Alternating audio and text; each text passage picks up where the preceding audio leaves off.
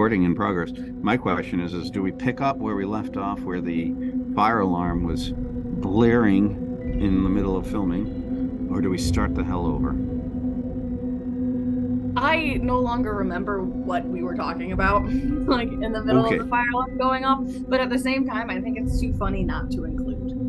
Well, we'll definitely have we'll stitch that I'll take a together picture. then. But Well, we have to cut this short.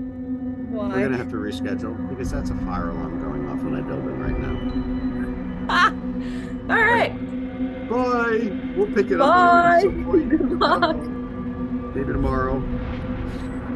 I don't know about that, but we'll see. We'll see. Bye. but we were talking about the fact that Salem was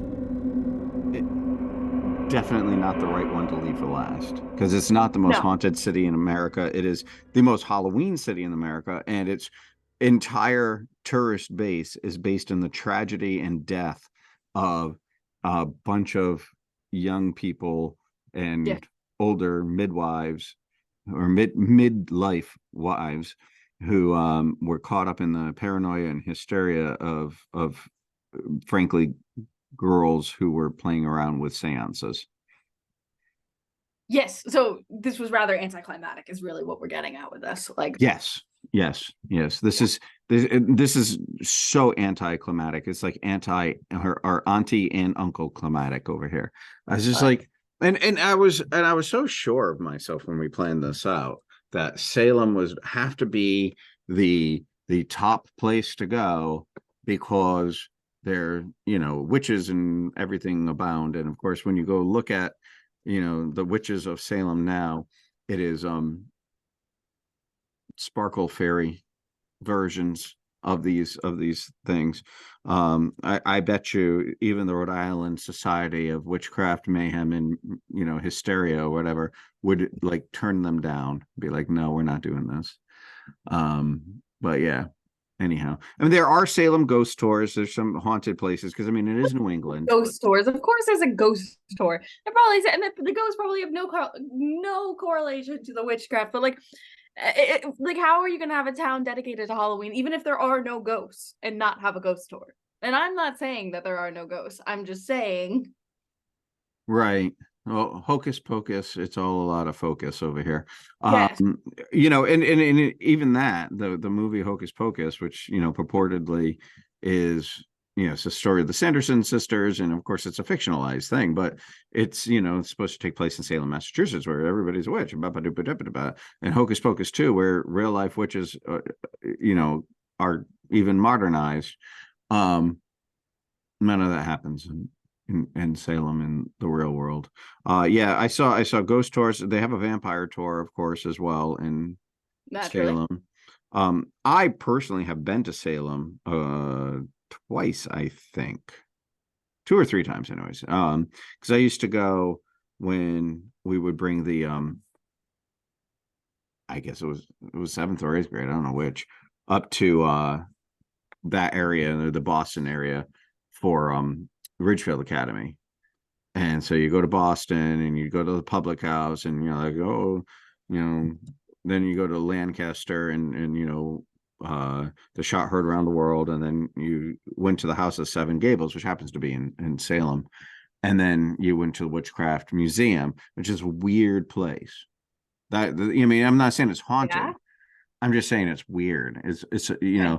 of the things that you want to memorialize in a museum, the hangings of innocent humans is not the thing to do. It's kind of like going to the Inquisition Museum. Nobody expects the Spanish Inquisition. You know, What? except when it's a Mel Brooks thing from History of the World Part One. Yeah, History of the World Part One. There's a History of the World Part Two, but it was made by a 90-plus-year-old Mel Brooks, so it doesn't make nearly as much sense as the first one, nor That is it as funny. that would be a problem. Yes. Mm-hmm. Okay. Well, Comedians yeah. I have mean, I feel like a comedian. witchcraft museum would be kind of strange. Like, I don't know. Like, if it's a witchcraft museum and it's not strange, I feel like there's a larger problem. Like, Yeah, well, I mean, one of the things that they had on display there at that time, I don't know if they still do, was they had like the old ways that they would try to prove that women were witches, and you'd look at it and you'd be like, you see, the problem here is they're still dead. Like, if they drown, if it drowns, it's not a witch. then they're not a witch, and their soul is now good to go. Great. I'm still been murdered though. Up, then they're witches and they burn them at the stake, but they already dead, so they dead. It's problems. That is a problem. Yeah. The bad news is you're going to be dead. The good news is you might not be as dead. Great. I did like the there was a line in one of the Harry Potter books where they're talking about witch trials. I think I want to say it was like the first Harry Potter book, and they talk about this one particular witch who was a little crazy because she enjoyed being burned at the stake so much that she'd let herself get caught 37 times, and all took simple fire charm. Yeah. So it was like a light tickling sensation. I don't think that's the first Harry Potter book, but I do know which scene you're talking about. Yeah. Yes. But yeah, I'm honestly so valid. If I was a witch and could cast fireproof charms, I probably would also do that and just scare the hell out of people by not burning.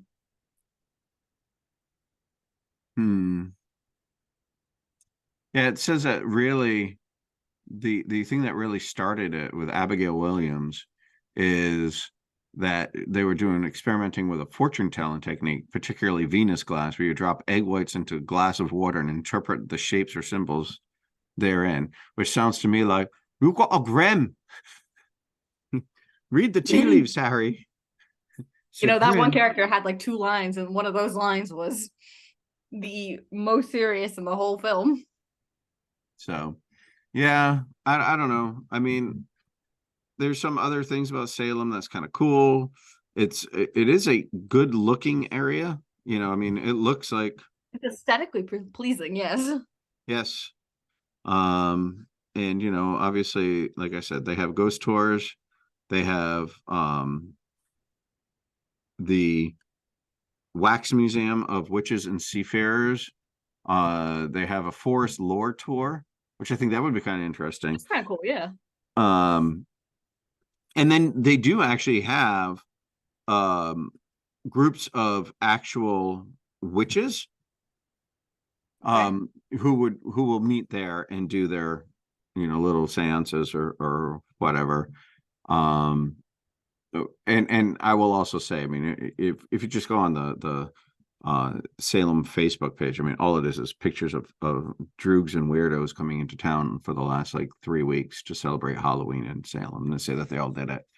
I feel like you can't, like, the whole point of it though was Halloween night. Like, I could see maybe like the full moon going in for that or something, but like on a random friggin' day in October, it doesn't hold more power than any other day, like. Oh yeah, I mean, it was interesting.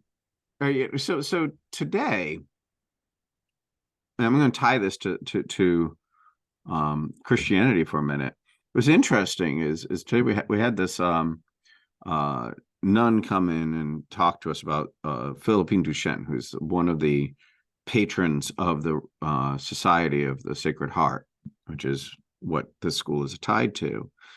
And she was talking about how one of the novice nuns or students who were in the boarding school that was run by Philippine Duchenne when she was alive was afraid of ghosts, but the kid was the kid was told there are no such things as ghosts. Spirits aren't real. If they are, they're demons. Blah blah blah blah blah. But then Duchenne herself tells the girl, "When I die, I will come back and tell you that you're safe from any other ghosts." I think this is a documented thing.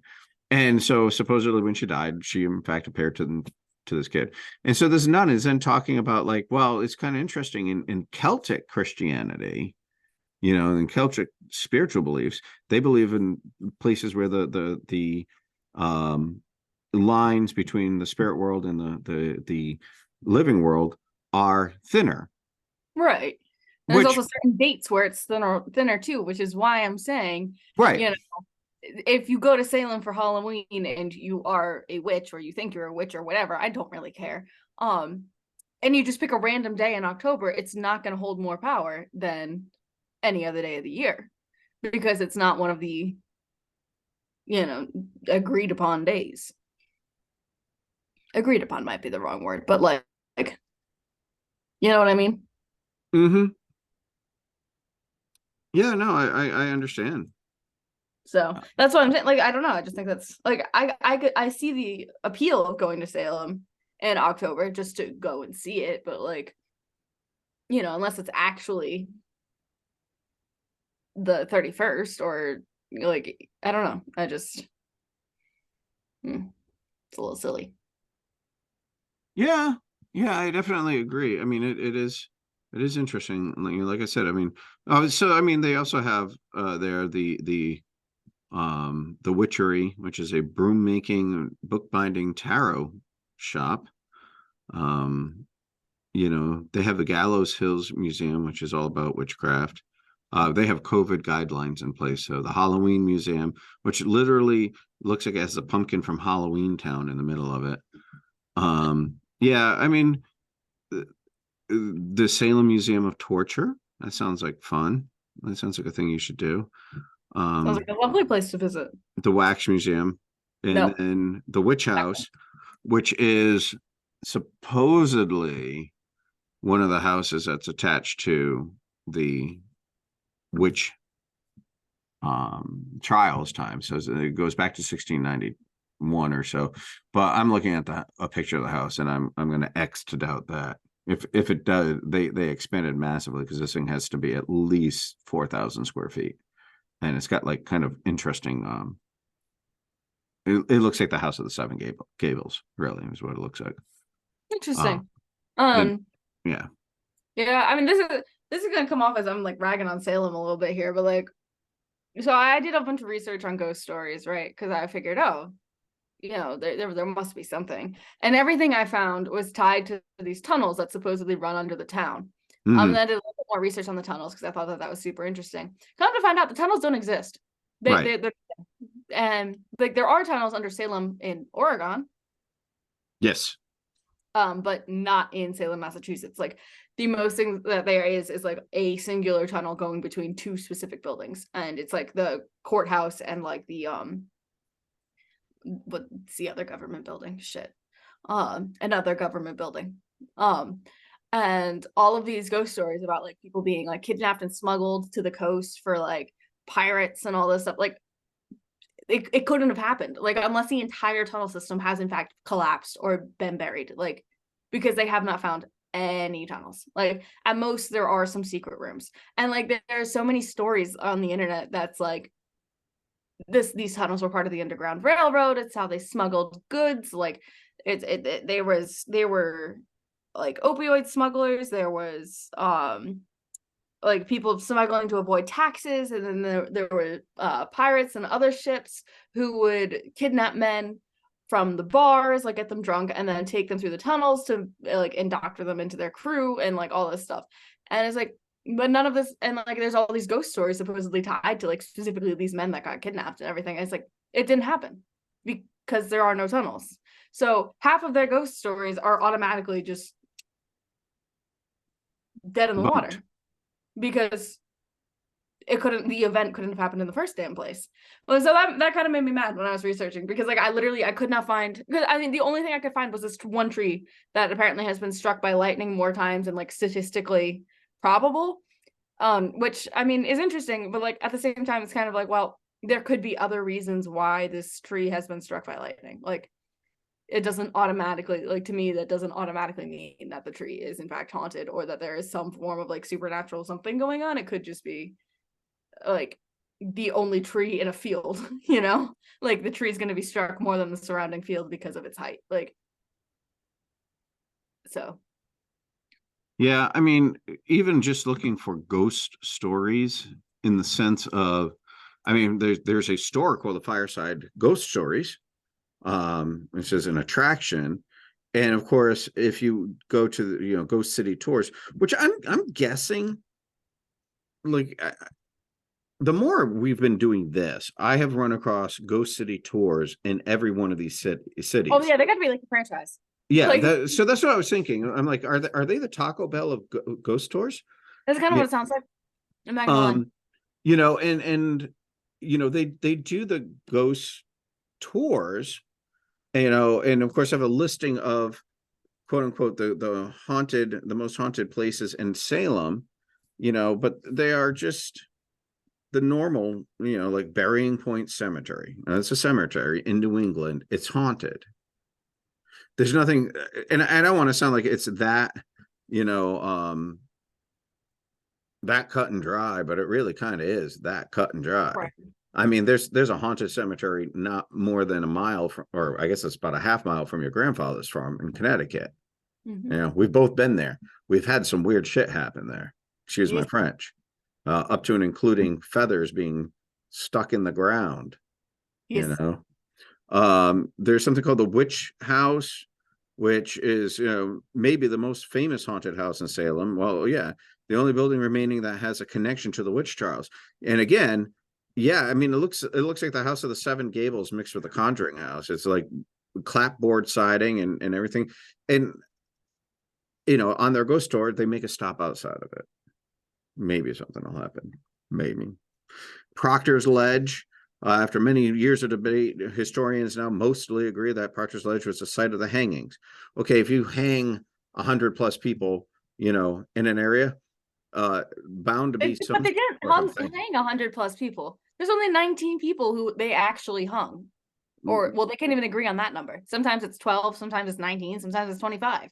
There was 100+ people imprisoned, and some of them died in the prison. But like, they didn't kill that many of them.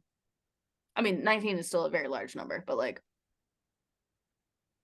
when you're talking 19 compared to 500, like, I mean, here's my thing. The whole thing gets blown out of proportion, I guess. Yeah, I mean, here's my thing is, my cut and dry on Salem is I doubt it's any more or any less haunted than any other old New England town. Right. You and I both know towns in New England, specifically Rhode Island, that are much more psychokinetically active, shall we say. And in fact, reality is, I bet you Boston has more happenings than Salem does. Salem is seriously only famous because of the tragedy of the witch trials, which again,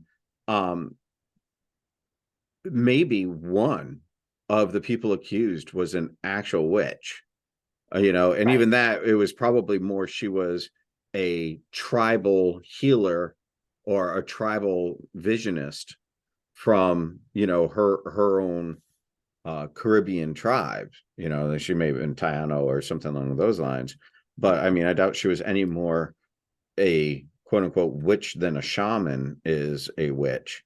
Maybe he's utilizing herbs to Farsi to do things. I mean, honestly, what these people were accused of were like first healing goats and then killing the goats, with a wasting disease, which who would have ever figured a wasting disease would hit a goat, a creature that will literally eat metal, that's crazy. It's just crazy sauce.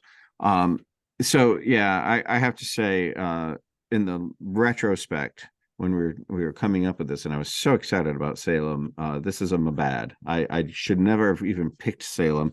Reality is for our most haunted place, we should have just used your grandmother's house. Yes. Episode 1 was our most haunted thing that we've seen so far. I don't know. St. Augustine's really weird. I'm still anti St. Augustine. So yeah, I actually read about to anybody who lives there, absolutely full offense to you guys. Sorry.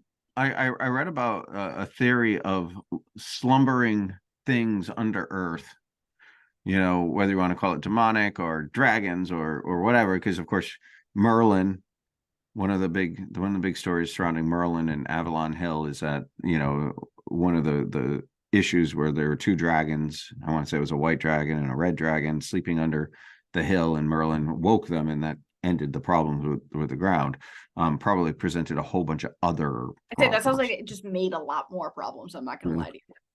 Like we didn't like the rumbly tumbly of the ground. But We now we liked got the dragons. bitey eaty burning of the other problem.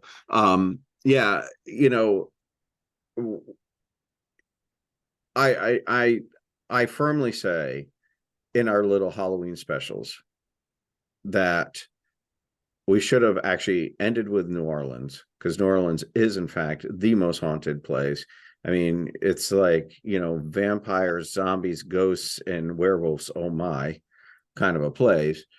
St. Augustine was a good choice. The cliff dwellings were surprisingly a good choice. Thank you. But Salem was a dud. Probably could have just gone to Boston and done that. Or, like one of the things I would love to do is look at Ghosts of the Revolutionary War.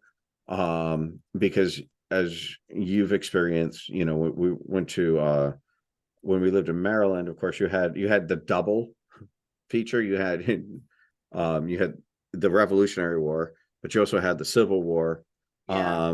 And I actually remember having a conversation with Barbara Irvin,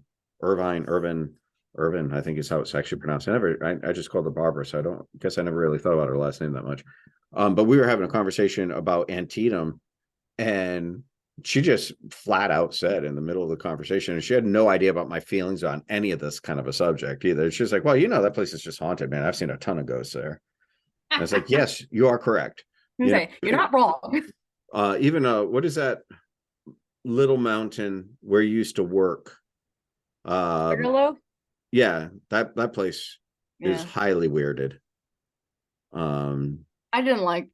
Well, I just don't like Sugarloaf, but Well, yeah, I mean, I that do. house was strange. I mean, Well, it was never weird though. Like I was there by myself at like midnight a lot, and it was never like that bad.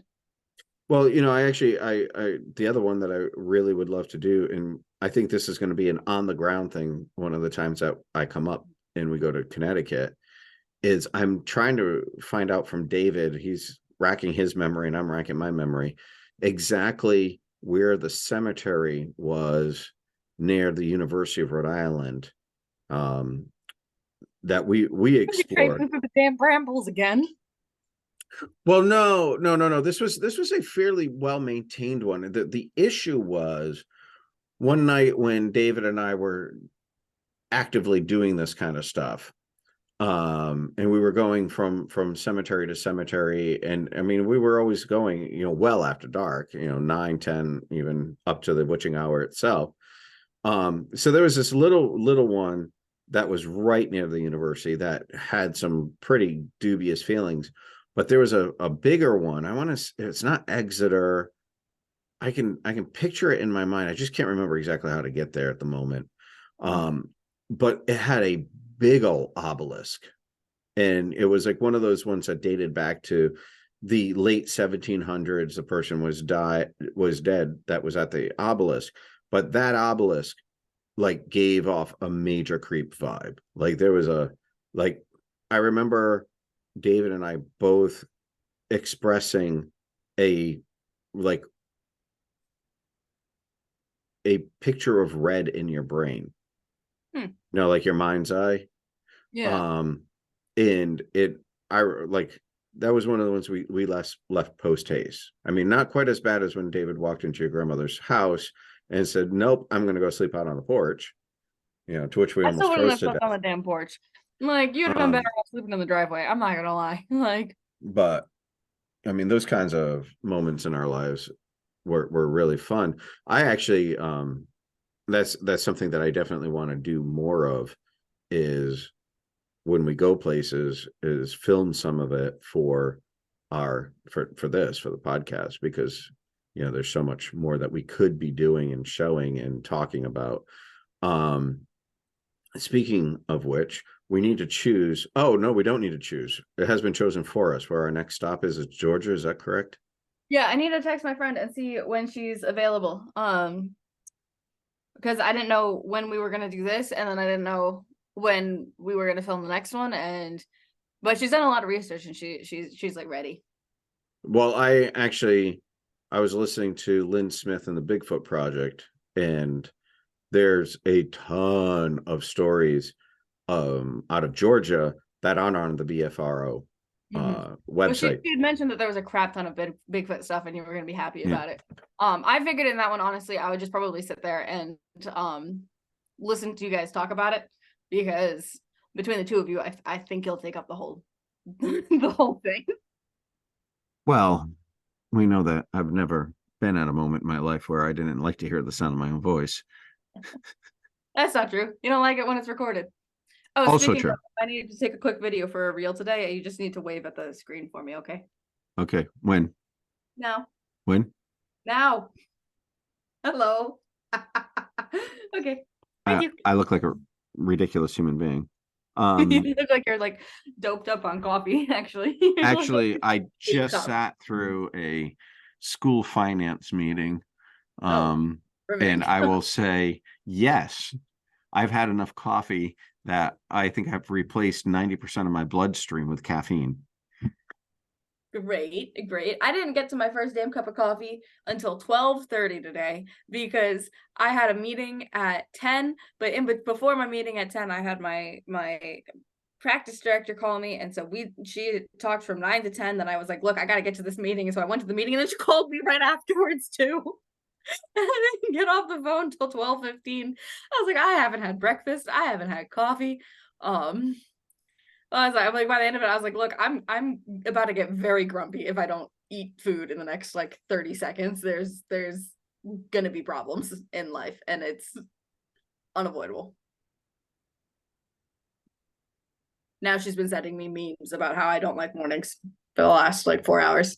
And I'm like, you're not wrong. Like, I can't even refute any of this. Like, you're 100% correct. I just don't like the morning. Well, actually, I got to sleep in this morning because it was teacher in service. So I didn't have to be here. Oh my God. Brad. I love Brad. You know, I love Brad. But holy shit, sometimes he just goes on these tangents and expects me to know what the hell he's talking about. And I have no idea what the hell he's talking about. He sat there literally for like 4 minutes discussing the possibility of if you had a like frost delay this morning or something, because it was supposed to rain, but like then it was cold. Like literally he just kept talking. And I was like, I have no clue. Like, we did not get that cold. It was 46 when I got up this morning. And I think the lowest to hit was 45. And right now it is a whopping 51 with a high of 54 expected. It is 62 here. It was 90 yesterday here. We have inverted. Correct. The thing is, apparently there's a large winter storm making its way across the Midwestern plains, and that impacts our weather patterns down here. It drops our temperature, because by Saturday and Sunday it's going to be 86 again. So it's like, you know, it is what it is when it comes to temperature around here. Oh, so back to witches for a hot second here. Did those two witches make it out of or the people dressed up as witches make it out of the bayou last night? Do we know? I do not know. Because concerned parties are concerned. So yeah, I mean, that was a thing that happened. I mean, Yeah, they're weird. walking this little dog, and well, the guy was dressed fairly normally. He was not like, he wasn't totally witched out, but the girl was like totally witched out. Like he had kind of, I think he was wearing just a cloak and, you know, jeans, but she had on like the full on, you know, brown, you know, burlapish skirt dress sort of thing, a tattered vesty thing, her cloak, and a pointed witch's hat. And, you know, again, you do you have a good time and everything, but the thing that really concerned me was where they were headed. Were into, like, they weren't heading on the bike path, they were going into the woods.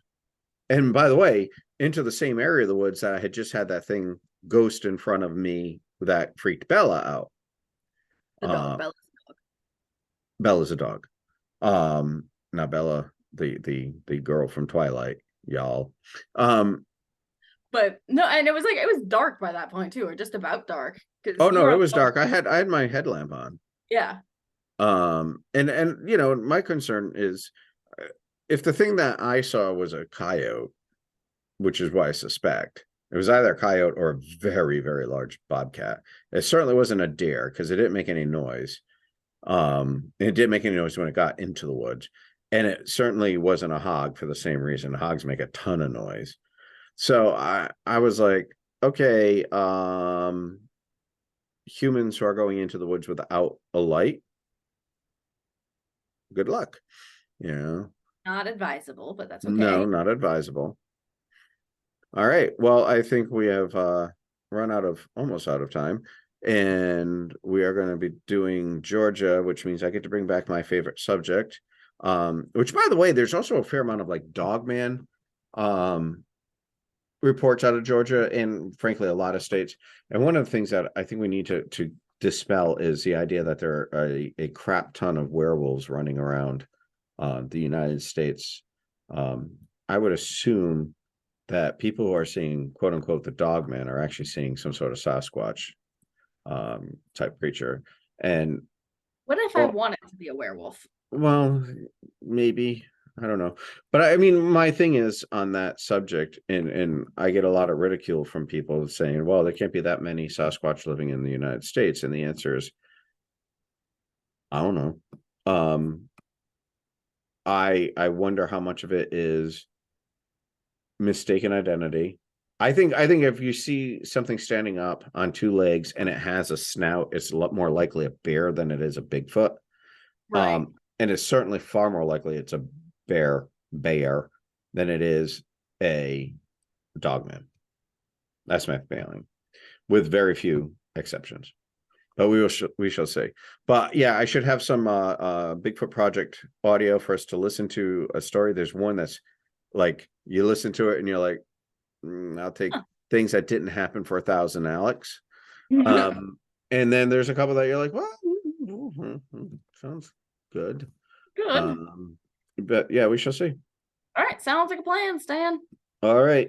Well, in the meantime, you have yourself a fantastic day. If people enjoy this, please like, subscribe. If you feel like sending me money, no, I'm not giving you any way to do that. But I would love to make this a full-time gig at some point in my life that I don't have to actually teach pre-K kids music. Shameless plug. Good job, guys. I would just like to not deal with certain employees. All right, on that, peace out.